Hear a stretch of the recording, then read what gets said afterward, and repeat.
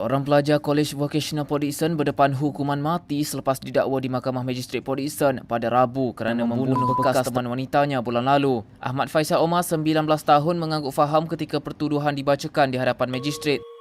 Muhammad Hairil Jamil dan istrinya Hanayati Yaakob menunjukkan baju gamis berwarna hijau milik almarhumah putri tercintanya, baju lebaran yang sudah dipersiapkannya dari jauh hari.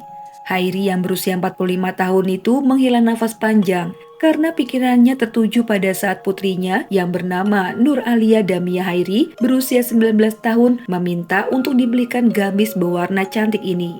Karena tak lama lagi umat muslim merayakan Hari Raya Idul Fitri, hari kemenangan yang dinanti, bermaafan bersama keluarga tercinta, juga momen berjumpa dengan sanak saudara yang jauh di mata.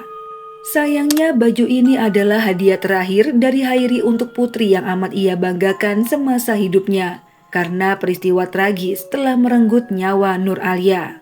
Kematiannya membuat pilu seluruh warga Malaysia, bahkan kita yang ada di negara seberang ikut pilu manakala gadis cantik yang masih berusia 19 tahun itu meregang nyawa dengan menyisakan duka yang sangat dalam.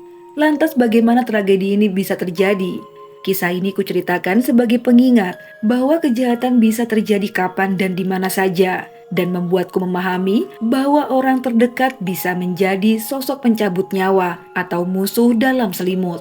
Ikuti kisah ini sampai habis agar memahami dengan benar situasi yang sedang terjadi. Kisah nyata yang Mia rangkum dari berbagai media terpercaya dan menyajikannya sebagai alur cerita. Semoga dapat dengan mudah untuk dimengerti. Nur Alia Damia binti Hairi berusia 19 tahun. Ia berasal dari Klang Selangor, Malaysia. Lahir dari pasangan Muhammad Hairi Jamil berusia 45 tahun dan Hanayati Yaakob berusia 44 tahun. Hairi bekerja sebagai juru teknik. Sebagai kepala rumah tangga, ia bertanggung jawab memberi pendidikan dan penghidupan yang layak untuk keluarganya. Nur Alia merupakan anak sulung dari 3 bersaudara. Sejak kecil ia dimanjakan oleh ibu bapaknya. Hairi tak pernah sekalipun memukul ketiga anaknya bila marah. Yang ada hanya menasehati dan mencari jalan keluar bersama jika terjadi permasalahan. Ketika peristiwa ini terjadi, Nur Alia baru saja menempuh pendidikan di Kolej Vocational Port Dickson dengan jurusan Diploma Rangkaian Komputer.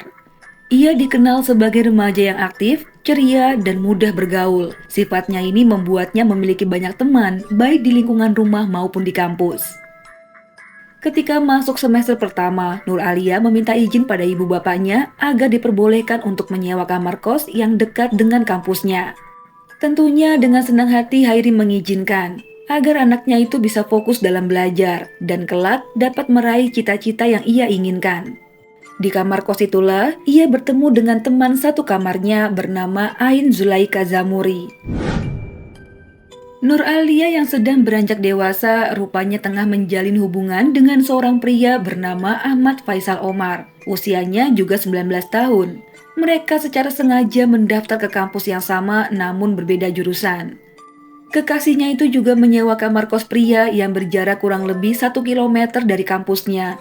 Keduanya sering menghabiskan waktu bersama dan terkadang pergi jalan-jalan bersama kawan-kawan yang lain. Rekan mereka menilai kedua pasangan ini sangat romantis dan saling mendukung satu sama lain. Ini adalah beberapa potret kebahagiaan yang mereka unggah di akun media sosial keduanya. Beberapa di antaranya memperlihatkan wajah Nur yang sangat mencintai kekasihnya itu.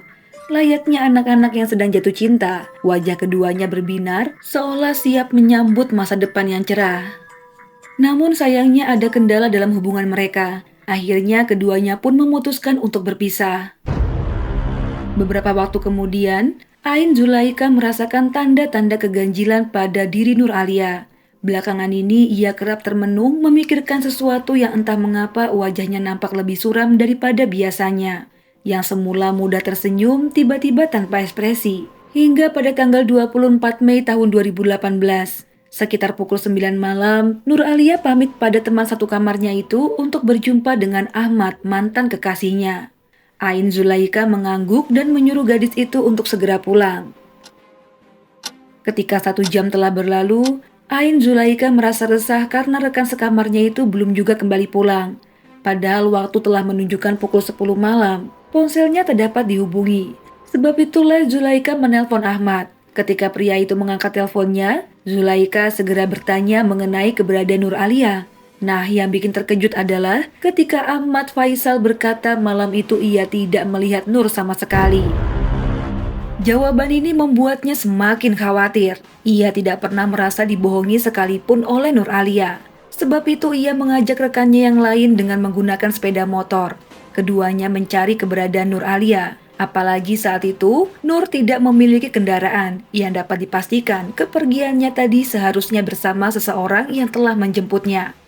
Setelah beberapa meter keluar dari rumah, mereka melihat keramaian warga dan beberapa anggota polis tepatnya di perumahan Taman Pidi Permata. Di sana polis telah memasang garis kuning dan beberapa warga terlihat panik. Ain Zulaika turun dari motor dan bertanya mengenai kejadian yang tengah terjadi. Lantas ketika melihat ada tubuh manusia yang tergeletak, ia berteriak histeris. Ain Zulaika yang terguncang ditenangkan beberapa petugas dan warga.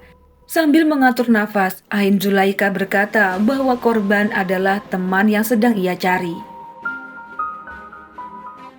Nur Alia Damia Hairi, mahasiswi Universitas Vokasional Port Dickson ditemukan tewas dengan bekas luka cekikan di leher. Yang pertama kali menemukan adalah Izwan Mustafa berusia 30 tahun yang merupakan warga Jalan Lorong 4. Kala itu ia hendak membuang sampah di luar rumah, namun terkejut melihat tubuh wanita tergeletak tak sadarkan diri. Saat itu ia belum mengetahui korban sudah meninggal atau belum.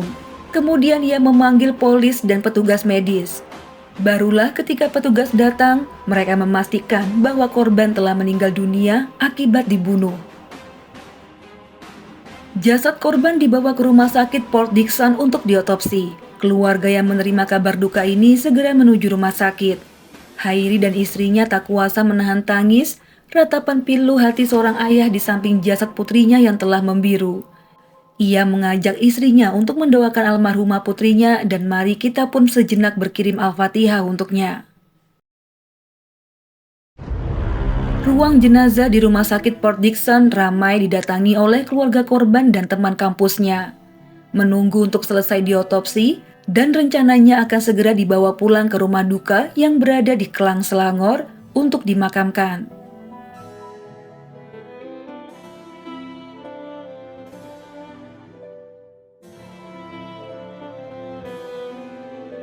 Penyidik meminta keterangan daripada rekan korban yang tinggal sekamar dengannya. Kemudian didapatilah satu nama yang diduga menjadi orang terakhir yang ditemui korban. Tak lain adalah Ahmad Faisal Omar, yang juga mahasiswa di kampus yang sama. 15 menit dari penemuan jasad korban, beberapa penyidik mendatangi rumah kos terduga pelaku. Sementara penyidik lain sibuk mengolah TKP untuk menemukan barang bukti lain, juga memeriksa rekaman CCTV di sekitar area. Akhirnya dari rangkaian penyelidikan itu memang terlihat jelas ada mobil jenis Proton Wira yang melintasi lokasi pada waktu yang telah diperkirakan kejadian pembunuhan itu. Tepat di Jalan Lorong 4, tubuh Nur Alia dilempar dari atas mobil hingga terjatuh ke pinggir jalan antara aspal dan rumput. Dalam rekaman CCTV, tubuh korban sudah tak bergerak. Kemungkinan ia telah meninggal dunia ketika masih di dalam mobil. Saat itu waktu menunjukkan pukul 9:30 malam. Dari rekaman inilah yang membuat petugas yakin bahwa dugaan orang terakhir yang ditemui korban adalah benar Ahmad Faisal Omar, sang mantan kekasih. Ahmad Faisal dijemput paksa, ia digelandang masuk ke mobil polis untuk dibawa ke markas besar. Ahmad tertunduk saat mengakui dirinya adalah dalang utama sekaligus pelaku satu-satunya yang menghabisi nyawa Nur Alia. Di hadapan penyidik, dengan wajah suramnya ia pun bercerita mengenai motif tindakannya melenyapkan wanita yang pernah membuatnya jatuh hati tersebut. Pelaku mengakui hubungannya dengan korban telah berakhir beberapa minggu sebelum peristiwa. Namun pelaku rupanya masih mencintai dan menginginkan gadis itu untuk kembali padanya. Berkali-kali Ahmad mengajak korban untuk bertemu, namun Nur Alia menolak. Hingga pada tanggal 24 Mei itulah korban akhirnya luluh dan merasa hubungan mereka memang perlu dibahas agar tidak ada masalah di kemudian hari. Waktu menunjukkan pukul 9 malam ketika korban menaiki mobil pelaku. Keduanya berbincang dalam mobil membahas hubungan mereka yang diawali dengan suasana santai. Namun nada bicara Ahmad mulai meninggi. Korban yang menyadarinya lantas menyerang pelaku dengan kalimat yang tak pernah diduga oleh pria itu. Jadi teman-teman, korban membeberkan beberapa fakta tentang kelakuan buruk yang dimiliki pelaku selama mereka berpacaran dulu. Itulah yang membuat korban tak ingin kembali dan berharap Ahmad Faisal bisa move on dan lekas pergi dari kehidupannya. Tak hanya itu, korban juga menuduh pelaku sering menghisap vape dan akan mengadukan hal ini pada orang tua pelaku. Mendengar ancaman ini, Ahmad memberhentikan mobil yang kebetulan jalan itu memang sepi. Matanya memerah, nafasnya menderu seperti banteng yang kesurupan. Tanpa pikir panjang, ia mengarahkan kedua tangannya ke leher korban, mencekiknya beberapa menit. Korban dengan sekuat tenaga mencoba melepas tangan pelaku, kakinya pun turut ditendang ke berbagai arah, hingga tak sadar hidungnya telah mengeluarkan darah dan setelahnya ia tumbang tak sadarkan diri. Pelaku yang panik, tanpa memeriksa, ia langsung melempar tubuh korban begitu saja keluar dan kembali pulang ke tempat kosnya di Taman Selasih hingga dijemput oleh petugas polis Port Dickson. Hairi mengenang saat terakhir ia berjumpa dengan sang putri. Seharusnya pada tanggal 25 itu dia akan kembali pulang ke rumahnya di Kampung Idaman, Pandamaran, Klang karena rindu dengan ibu serta adik-adiknya. Namun di tanggal itu ia malah menjemput putrinya untuk dimakamkan. Bapak korban berharap pelaku dihukum setimpal agar kematian putrinya mendapat keadilan dan menjadi pelajaran bagi orang-orang di luar sana bahwa hukum di negeri ini adil dan berpihak pada mereka yang telah menjadi korban. Ia pun berkeinginan berjumpa dengan pelaku untuk bertanya motif sebenarnya pelaku tega membunuh anaknya. Semua perkara boleh dibawa berbincang dengan elok dan bukannya berakhir tragis begini. Dengan mata yang berkaca-kaca, bapak 3 anak ini berkata hendak membelikan motor untuk putrinya agar mudah dalam beraktivitas. Namun semua kini tinggal kenangan, dan kami hanya bisa mampu redho dengan ketentuan ilahi. Ibunda almarhumah juga berkata putrinya sangat rajin beribadah. Ia juga rajin puasa selain di bulan Ramadan. Ia gemar berbuka puasa dengan roti john dan masakan sang ibu. Pada intinya pelaku dan korban berselisih paham dan terlibat adu mulut, hingga pelaku yang kesal langsung mencekik korban hingga meninggal dunia dan mendorong tubuhnya dari atas mobil hingga ditemukan warga pada sekitar pukul 10:30 malam. Selang 15 menit dari penemuan tubuh korban, pelaku berhasil ditangkap di rumah kosnya di Taman Selasih yang berjarak kurang dari 1 km dari lokasi TKP. Pada tanggal 30 Mei tahun 2018, tersangka dibawa ke Mahkamah Magistrate Port Dickson untuk diadili. Terdakwa yang mengenakan baju tahanan berwarna orange itu tiba di pengadilan sekitar pukul 9:10 pagi dengan dikawal petugas. Majelis hakim menjatuhkan vonis terkait pasal 302 tentang pembunuhan berencana dengan hukuman mati. Namun sejak vonis dijatuhkan pada tahun 2018, Mia tidak dapat lagi menemukan informasi apakah ia mengajukan banding ataukah proses eksekusinya sudah dilaksanakan. Nah, kisah ini membuat kita memahami jika ada seseorang yang berbeda pendapat dengan kita, sikap kita adalah menghargai, mendengarkan dengan baik, dan memintanya untuk memberi alasan mengenai pendapatnya tersebut. Sehingga bermusyawarah adalah salah satu alternatif yang bisa diambil ketika ada perbedaan pendapat supaya bisa menyelesaikan perselisihan yang terjadi. Dengan begini, tidak akan ada keributan atau saling adu argumen yang membuat salah satunya menjadi gelap mata dan malah mengancam nyawa diri sendiri. Karena setiap manusia pada dasarnya memiliki tingkat emosional yang berbeda. Jika kita merasa diri sendiri memiliki sifat penyabar, namun belum tentu orang lain. Kalau gitu Mia pamit undur diri, terima kasih banyak yang udah menyediakan waktu untuk mendengar kisah ini. Dan marilah mendoakan kepada almarhumah Nuralia Damia binti Hairi diampuni segala dosa-dosanya dan dilapangkan kuburnya.